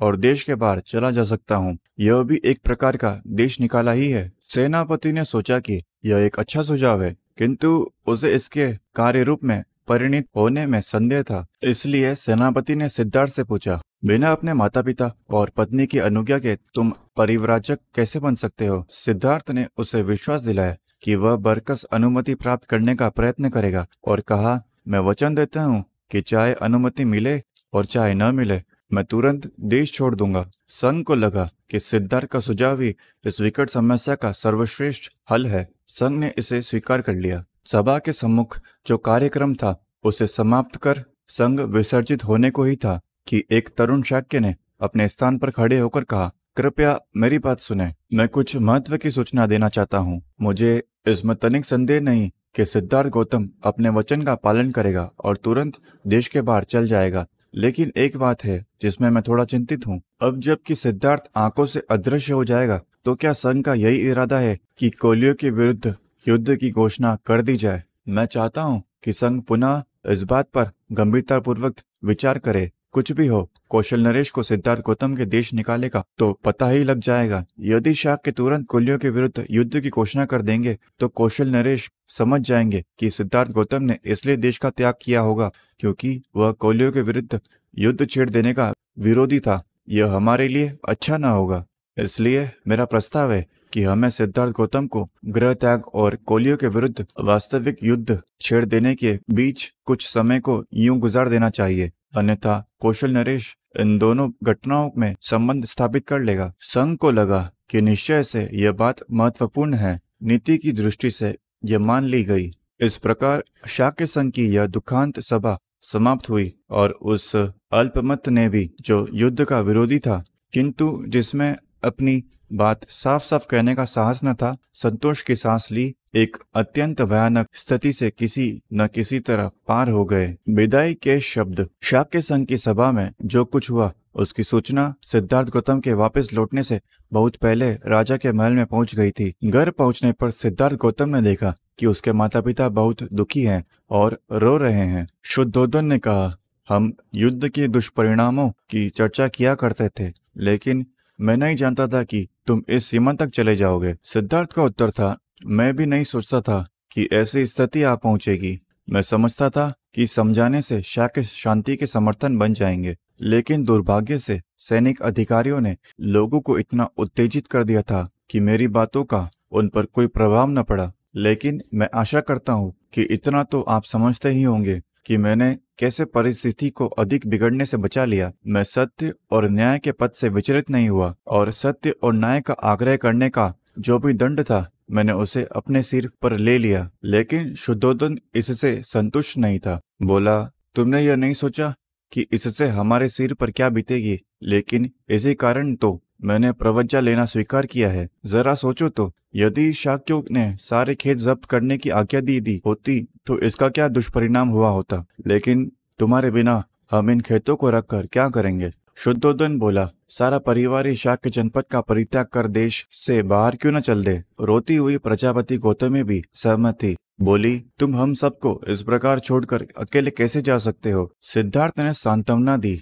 माँ, क्या तुमने हमेशा शतरानी होने का दावा नहीं किया? क्या यह ऐसा ही नहीं है? तुम्हें वीरता का त्याग नहीं करना चाहिए। इस प्रकार दुखी होना तुम्हारे लिए अशोभनीय है। यदि मैं युद्ध भूमि में गया होता और वहां जाकर मर गया होता तो क्या करती? क्या तब भी तुम इसी प्रकार दुखी हुई होती? गौतमी बोली, नहीं, यह तो एक क्षत्रिय के योग्य होता, लेकिन अब तुम लोगों से दूर जंगल जानवरों के साथ रहने जा रहे हो। हम यहाँ शांत कैसे रह सकते हैं? मैं यही कहती हूँ कि तुम हमें भी साथ ले चलो। सिद्धार्थ ने प्रश्न किया, मैं तुम सबको कैसे साथ ले चल सकता हूँ? नंद केवल एक बच्चा है। मेरे पुत्र राहुल का भी अभी जन्म ही हुआ है। क्या तुम इन्हें छोड़कर मेरे साथ आ सकती हो? गौतमी को संतोष न हुआ। उसका कहना था, हम सब शाक्यों का देश छोड़कर कौशल नरेश की अधीनता में रहने के लिए कौशल जनपद में जा सकते हैं। सिद्धार्थ ने आपत्ति की, लेकिन माँ, शाक्य क्या कहेंगे? क्या वे इसे देशद्रोह न समझेंगे? फिर मैंने वचन दिया है कि मैं वचन या कर्म से कोई ऐसी बात न कहूँगा न करूँगा कि जिससे कौशल नरेश को मेरी प्रवज्जा का यथा कारण ज्ञात हो सके। यह सही है कि मुझे अकेले जंगल में रहना होगा, लेकिन कोलियों के विरुद्ध लड़ाई में हिस्सा लेने और जंगल में रहने, इन दोनों में से अधिक श्रेष्ठकर क्या है? इस बीच शुद्धोधन ने प्रश्न किया, लेकिन इतनी जल्दी किस लिए? शाक्य संघ ने अभी कुछ समय के लिए लड़ाई को स्थगित कर दिया है। हो सकता है कि युद्ध कभी छिड़े ही नहीं। तुम अपनी प्रवज्जा भी क्यों स्थगित नहीं करते? हो सकता है कि शाक्य संघ तुम्हें यहाँ बने रहने की अनुमति देते। सिद्धार्थ को यह विचार सर्वथा नापसंद था, इसलिए उसने कहा, क्योंकि मैंने प्रवचित हो जाने का वचन दिया, इसलिए शाक्य संघ ने अभी कौलियों के विरुद्ध युद्ध छेड़ना स्थगित किया है। यह भी संभव है कि मेरे प्रवचन ग्रहण कर लेने पर शाक्य संघ अपनी युद्ध की घोषणा को वापस ले ले, किंतु यह सब कुछ मेरे पहले प्रवचन ले लेने पर ही निर्भर करता है। मैंने वचन दिया है और मुझे उसे अवश्य पूरा करना चाहिए। वचन भंग का बड़ा बुरा परिणाम हो सकता है, हमारे लिए भी और शांति पक्ष के लिए भी। माँ, अब मेरे मार्ग में बाधक न बनो, मुझे आज्ञा दो और अपना आशीर्वाद। जो कुछ हो रहा है अच्छे के लिए ही हो रहा है। गौतमी और शुद्धोधन मुख थे। तब सिद्धार्थ यशोधरा के कमरे में पहुंचे। उसे देखकर सिद्धार्थ के मुंह से वचन नहीं निकला। वह नहीं जानता था कि क्या कहे और कैसे कहे। यशोधरा ने ही मौन भंग किया। बोली, कपिलवस्तु में शाक्य संघ की सभा में जो कुछ हुआ वह सब मैं सुन चुकी हूँ। सिद्धार्थ ने पूछा, यशोधरा, मुझे बता कि तुझे मेरा प्रवचित होने का निश्चय कैसा लगा। सिद्धार्थ समझता था कि शायद यशोधरा बेहोश हो जाएगी, किंतु ऐसा कुछ नहीं हुआ। अपनी भावना को अच्छी तरह अपने वश में रखकर उसने उत्तर दिया, यदि मैं ही तुम्हारी स्थिति में होती तो और दूसरा मैं कर ही क्या सकती थी। निश्चय से मैं कौलियों के विरुद्ध छेड़ जाने वाले युद्ध में हिस्सा नहीं ले सकती थी। तुम्हारा निर्णय ठीक है, तुम्हें मेरी अनुमति और समर्थन प्राप्त है। मैं भी तुम्हारे साथ प्रवचित हो जाती। यदि मैं नहीं हो रही हूँ तो इसका मात्र यही कारण है कि मुझे राहुल का पालन पोषण करना है। अच्छा होता यदि ऐसा ना हुआ होता, लेकिन हमें विचारपूर्वक इस स्थिति का मुकाबला करना चाहिए। अपने माता पिता तथा पुत्र की चिंता न करना। मैं जब तक जीऊंगी उनकी देखभाल करूंगी। अब मैं इतना ही चाहती हूँ कि अपने प्रिय संबंधियों को छोड़ छाड़ कर तुम प्रवचित हो जा रहे हो। तुम किसी ऐसे नए पद का आविष्कार कर सको जो मानवता के लिए कल्याणकारी हो। सिद्धार्थ इससे बड़ा प्रभावित हुआ। इससे पहले उसने कभी नहीं जाना था कि यशोधरा इतनी दृढ़ थी, इतने वीर भाव से समन्वित थी और इतनी अधिक उदारशया थी। आज ही उसे पता लगा कि वह कितना भाग्यवान था कि उसे यशोधरा जैसी पत्नी मिली थी। आज भाग्य ने दोनों को पृथक पृथक कर दिया। उसने उसे राहुल को लाने को कहा। एक पिता की वात्सल्यपूर्ण दृष्टि डालकर वह वहां से विदा हो गया। गृह त्याग। सिद्धार्थ ने सोचा कि वह भारद्वाज के पास जाकर प्रवचित हो जाएगा। भारद्वाज का आश्रम कपिलवस्तु में ही था। तदनुसार वह अपने सारथी छन्न को साथ लेकर और अपने प्रिय अश्व कंतक पर चढ़कर आश्रम की ओर चला। ज्यों ही वह आश्रम के समीप पहुंचा, द्वार पर ही एकत्र हुए पुरुषों और स्त्रियों ने उसे ऐसे घेर लिया मानो वह एक नई नवेली वधू का स्वागत कर रहे हो। जब वह उसके सामने आए, उनकी आंखें आश्चर्य से खुली रह गई। उन्होंने बंद कमल की तरह हाथ जोड़कर उसे नमस्कार किया। वे उसे घेरे खड़े थे। उसके हृदय भावाश्चित थे। वे ऐसे खड़े थे कि मानो वे अपने अर्थ खिले नेत्रों से उसका पान ही कर रहे हों। कुछ स्त्रियों ने तो यही समझा कि वह कामदेव का साकार रूप है, क्योंकि वह अपने लक्षणों तथा अलंकारों से ऐसा ही अलंकृत था। कुछ दूसरी स्त्रियों ने उसकी कोमलता और ऐश्वर्य की ओर ध्यान देकर सोचा कि अपनी अमृतमयी किरणों के साथ चंद्रमा पर उतर आया है। कुछ दूसरी स्त्रियां उसके सौंदर्य से इतनी पराभूत थी कि वह मुंह बाएं खड़ी थी, मानो वे उसे निगल ही जाएंगी। वे लंबे आश्वास ले रही थी। इस प्रकार स्त्रियां केवल उसकी ओर ही देख रही थी। न उनके मुंह में शब्द था, न चेहरे पर मुस्कुराहट। वे उसे घेरे खड़ी थी और उसके प्रवचित होने के निश्चय पर आश्चर्य से विचार कर रही थी। बड़ी कठिनाई से उसने उस भीड़ में से अपने लिए रास्ता निकाला और आश्रम के द्वार में प्रवेश किया। सिद्धार्थ को यह अच्छा नहीं लगता था कि शुद्धोधन और प्रजापति गौतमी उसके प्रवचित होने के समय उपस्थित रहे, क्योंकि वह जानता था कि ऐसे समय वे अपने को संभाल न रख सकेंगे। लेकिन उसकी जानकारी के बिना ही वे पहले से आश्रम आ पहुंचे थे। ज्यों ही उसने आश्रम में प्रवेश किया, उसने देखा कि उपस्थित मंडली में उसके माता पिता भी हैं।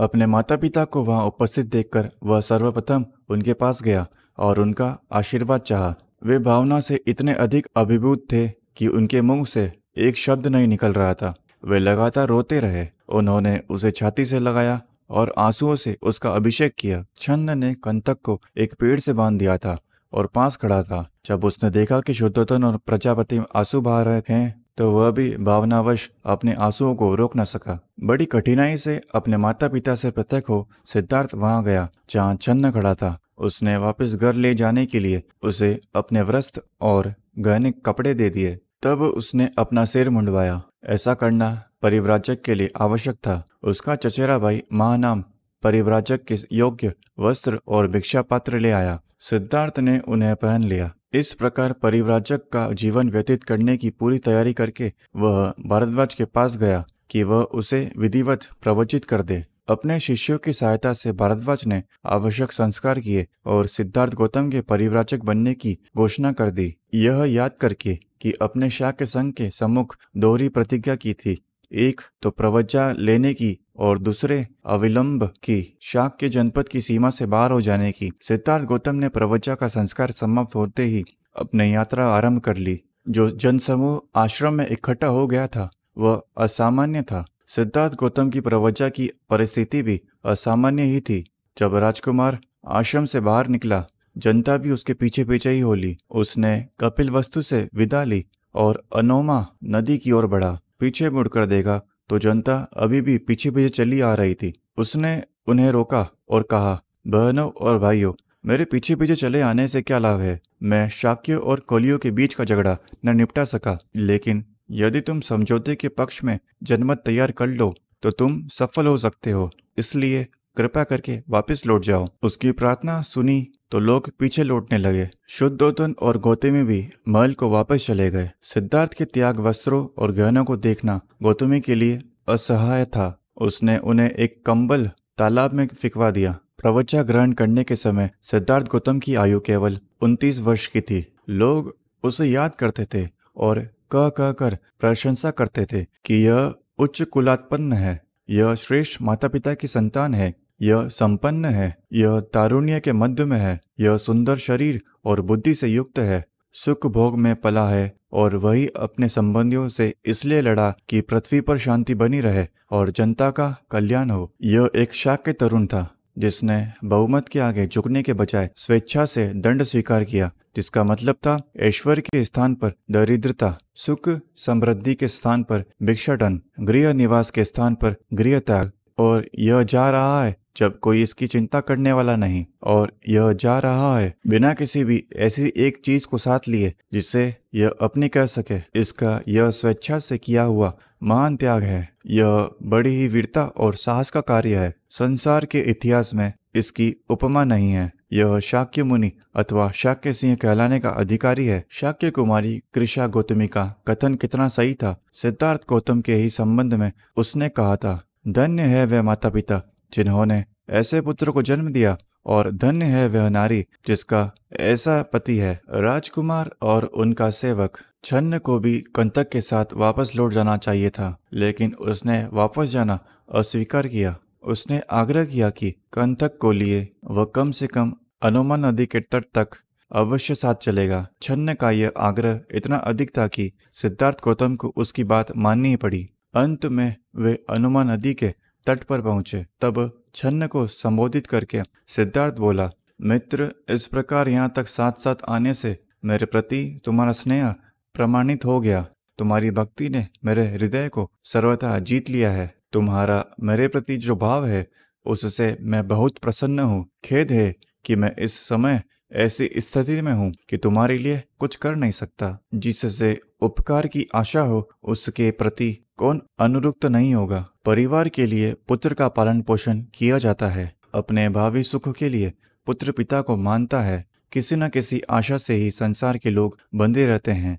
बिना आशा का निस्वार्थ भाव कहीं नहीं है। एक तुम ही इसके अपवाद हो। इस घोड़े को लो और वापस हो जाओ। राजा के स्नेह में अभी किसी तरह की कमी नहीं आई होगी। उसे किसी न किसी तरह इस दुख को सह लेने में सहायता करनी होगी। उन्हें कहना कि मैं जो उन्हें छोड़कर चला आया हूँ वह न किसी स्वर्ग की कामना से, न स्नेह की कमी से और न क्रोध की अधिकता से इस प्रकार गढ़ छोड़कर चले आए। मेरे लिए उसे अनुताप नहीं करना चाहिए। संयोग कितना भी दीर्घकालीन हो, एक न एक दिन वियोग में परिणत होता ही है। जब वियोग अनिवार्य ही है तो यह कैसे हो सकता है कि संबंधियों से वियोग न हो। आदमी के मरने पर उसकी संपत्ति के उत्तराधिकारी तो बहुत होते हैं, किंतु उसके पुण्य का उत्तराधिकारी मिलना कठिन है, शायद होता ही नहीं। राजा, मेरे पिता की देखभाल रखनी होगी। हो सकता है कि वह कहे कि मैंने अनुपयुक्त समय पर गृह त्याग किया है, किंतु धम्म करने के लिए कोई भी समय अनुपयुक्त समय है ही नहीं। मित्र, मेरे पिता को इन और ऐसा ही शब्दों से समझाना, ऐसा प्रयास करना कि उन्हें मेरी याद भी बनी न रहे। हाँ, मेरी माँ से भी कहना कि मैं उनके स्नेह के अयोग्य सिद्ध हुआ। उसका वात्सल्य वचनातीत था। इन शब्दों को सुना तो छन्न ने भावाशेष से रुंधे कंठ से हाथ जोड़कर कहा, स्वामी, यह देखकर कि आप अपने संबंधियों को वियोग दुख देकर जा रहे हैं, मेरा हृदय ऐसे बैठा जा रहा है जैसे दलदल में फंसा हुआ हाथी। आपका ऐसा निर्णय किसकी आंखों से अश्रुधारा न बहाएगा, चाहे आपका हृदय लौह निर्मित भी क्यों न हो। स्नेह सिक्त हृदय का तो कहना ही क्या। कहाँ तो यह प्रसाद में रहने योग्य कोमलांग और कहाँ वह तीक्ष्ण कुशाग्रास से ढकी हुई पृथ्वी। हे कुमार, आपका ऐसा निर्णय जानकर मैं अब कपिलवस्तु के लोगों के लिए दुखदायक इस कंटक घोड़े को वापस कैसे ले जा सकता हूँ। निश्चय से आप इस स्नेह सिक्त वृद्ध राजा को ऐसे ही छोड़कर नहीं जाएंगे जैसे कोई नास्तिक सद्धर्म को और अपनी उस मौसी को जिसने पाल पोस कर इतना बड़ा किया। आप उसी तरह नहीं ही भूलेंगे जैसे कोई कृतज्ञ अपने उपकारी को भूल जाता है, और अपनी उस भार्या को तो आप छोड़ेंगे ही नहीं जो गुणवती है, जो श्रेष्ठ कुलोत्पन्न है, जो पतिव्रता है और एक बालक की माँ है। हे धर्म तथा यश की सर्वाधिक चिंता करने वाले, आप यशोधरा के उस पुत्र को तो उसी प्रकार छोड़ेंगे ही नहीं जैसे कोई जुआरी अपने यश छोड़ देता है। स्वामीन, यदि आप अपने राज्य और संबंधियों को त्याग देने का दृढ़ संकल्प भी कर लिया है तो आप मुझे तो छोड़ेंगे ही नहीं, क्योंकि आप ही मेरे शरण स्थान हैं।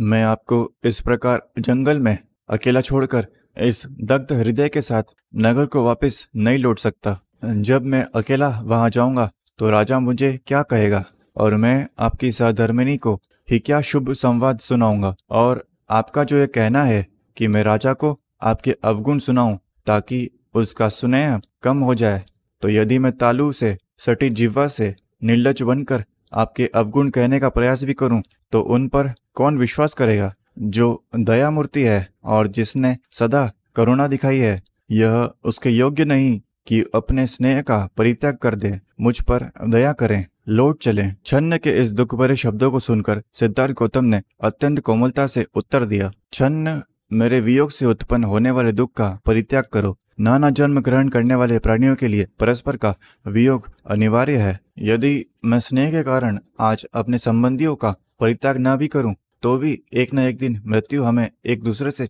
अनिवार्य तौर पर पृथक कर ही देगी।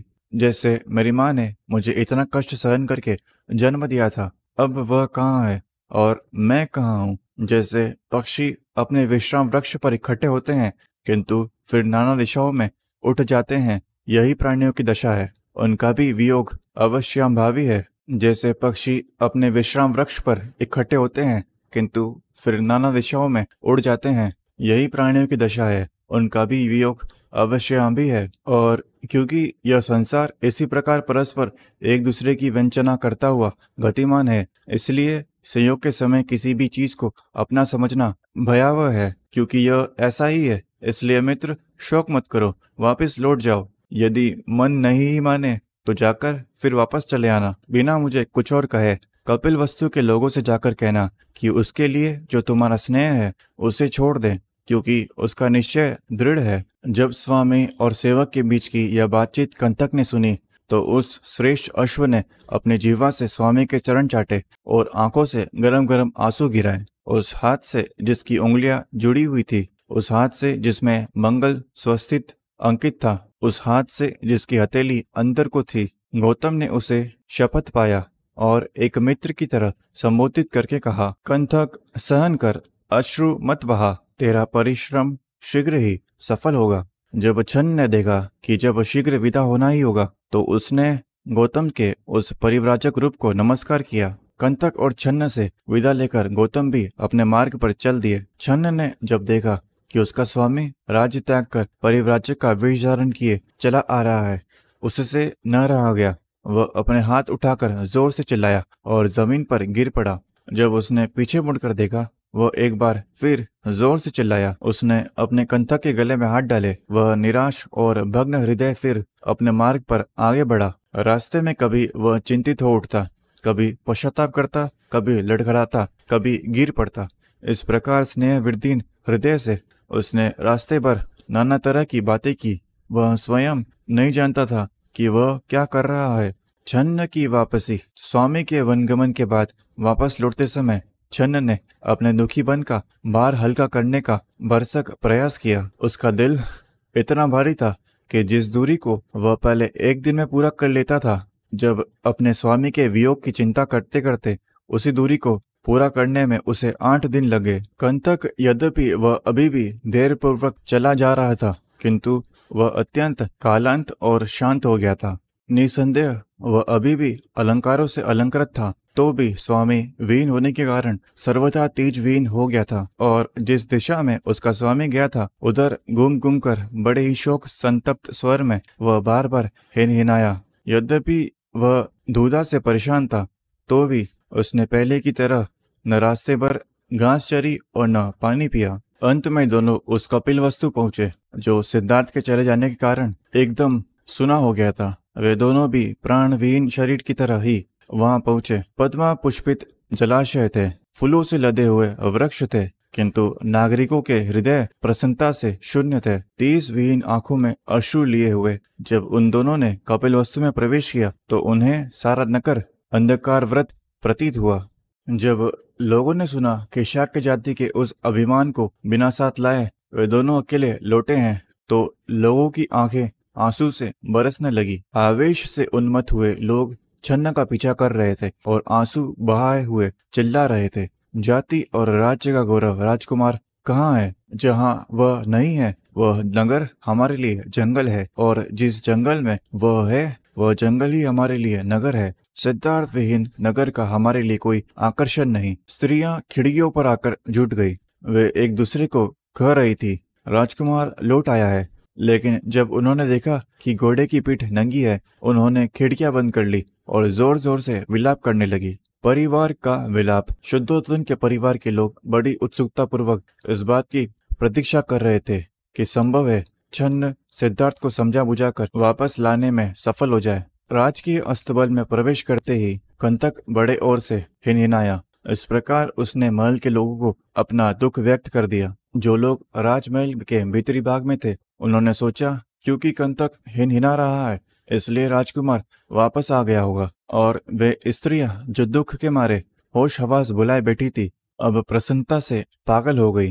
वे राजकुमार को देखने की आशा में बड़ी तेजी से महल से बाहर आई। वे निराश हुई। वहां कंतक था, राजकुमार न था। सारा आत्मसंयम भूलकर गौतमी चिल्ला उठी।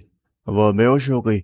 जोर जोर से रोते हुए कहने लगी, जिसके वैसे लंबे लंबे बाहु हो, जिसकी सिंह समान चाल हो, जिसकी वृषभ जैसी आंखें हो, जो स्वर्ण समान सुंदर हो, जिसका वक्षस्थल खूब चौड़ा हो, जिसका स्वर मेघ गर्जन के समान गंभीर हो, क्या ऐसे वीर को किसी आश्रम में रहना चाहिए? यह वसुंधरा ही रहने योग्य नहीं है, क्योंकि वह अनुपम श्रेष्ठ कर्मी हमें छोड़कर चला गया है। उसके वे दो पांव, जिसके चरणों की उंगलियों के बीच में सुंदर जाली है, जिनके गिट्ठे नील कमल की तरह कोमल और आच्छादित है, जिनके बीच चक्र चिन्ह अंकित है, वन की कठोर भूमि पर कैसे चल सकेंगे? वह शरीर जो महलों में रहने या लेटने के योग्य है, जो मूल्यवान वेशभूषा तथा चंदन आदि के लेप से अलंकृत रहता है, उन जंगलों में कैसे रहेगा जहाँ शीत, उष्णता और वर्षा से बचने का कोई उपाय नहीं, जिससे अपना कुल, शील, शौर्य, बल, विद्या, सौंदर्य और तारुण्य का अभिमान था, जिसे हमेशा देने का ही अभ्यास रहा, लेने का नहीं। वह दूसरों से भिक्षा कैसे मांग सकेगा? जो स्वच्छ सुनहरी शैया पर सोता था और जिसे मधुर वाद्य के संगीत से उठाया जाता था, वह मेरा तपस्वी अब केवल एक वस्त्र बिछाकर कठोर पृथ्वी पर कैसे सोएगा? इस प्रकार के करुण विलाप को सुनकर स्त्रियां परस्पर एक दूसरे का आलिंगन कर आंसू बहाने लगी। उनकी आंखों से आंसू क्या बरस रहे थे। हिलाई गई लताओं के फूलों से मधु बरस रहा था। यह भूलकर कि उसने उसे सहर्ष जाने की अनुमति दे दी थी, वियोक्ता हत यशोधरा भी एक बार ही भूमि पर गिर पड़ी। अपनी धर्मपत्नी को मुझे वह कैसे छोड़ गया? वह मुझे विधवा बना गया। वह अपनी धर्मपत्नी को अपने नए जीवन का संगी साथी बना सकता था। मुझे स्वर्ग की कामना नहीं है। मेरी एक ही इच्छा रही है कि मेरा पति मुझे इस लोक व परलोक में कभी न छोड़े। यदि मैं उसके विशालाक्ष तेजस्वी मुख की ओर देखने की अधिकारिणी नहीं हूँ तो क्या यह बेचारा राहुल भी अपने पिता की गोद में लेटने का अधिकारी नहीं है? खेद है कि उस वीर के कोमल सौंदर्य के भीतर उसका हृदय अत्यंत कठोर है, अत्यंत निर्दय है। कौन ऐसा है जो शत्रु को भी मुग्ध कर लेने वाले, तोतली बोली बोलने वाले इस प्रकार के बच्चे तक को छोड़कर चला जाए? निश्चय से मेरा हृदय भी अत्यंत दारुण है, शायद पत्थर का बना हुआ अथवा लोह निर्मित है, जो अपने स्वामी के वनगमन पर अनाथवत छोड़कर चले जाने पर भी विदीर्ण नहीं होता। लेकिन मैं करूँ क्या? मेरा दुख असहाय है। इस प्रकार अपने दुख में अपने होश हवास गंवाए हुए यशोधरा रोई और जोर जोर से रोई। यद्यपि वह स्वभाव से बड़ी धैर्यवान थी, लेकिन इस समय दुख में वह अपना धैर्य गंवा बैठी थी। इस प्रकार जमीन पर पड़ी यशोधरा को दुखों के मारे अपने होश हवास गंवाए देखकर और उसका करुण विलाप सुनकर सारी स्त्रियां भी चिल्लाने लगी। आंसुओं के मारे उनके चेहरे ऐसे हो गए थे जैसे वर्षा से प्रताड़ित कमल हो। छन्न और कंटक दोनों के वापस लौट आने की बात सुनकर और अपने पुत्र के दृढ़ निश्चय की बात सुनकर शुद्धोधन के चित्त को बड़ी चोट पहुंची। अपने पुत्र के वियोग से अत्यंत दुखी शुद्धोधन ने नौकर चाकरों से संभाले जाकर जरा देर के लिए घोड़े की ओर देखे। उस समय उसकी आंखें आंसुओं से भरी थी। इसके बाद वह जमीन पर गिर पड़ा और जोर जोर से चिल्लाने लगा। तब शुद्धोधन अपने मंदिर में गया, प्रार्थना की और कई मांगलिक क्रियाएं की। उसने अपने पुत्र के सकुशल लौट आने के लिए कई मन्नतें मांगी। इस प्रकार शुद्धोधन, गौतमी और यशोधरा यही मानते मानते अपने दिन गिनने लगे कि हे देव, हम उसे जल्द से जल्द फिर कब देखेंगे।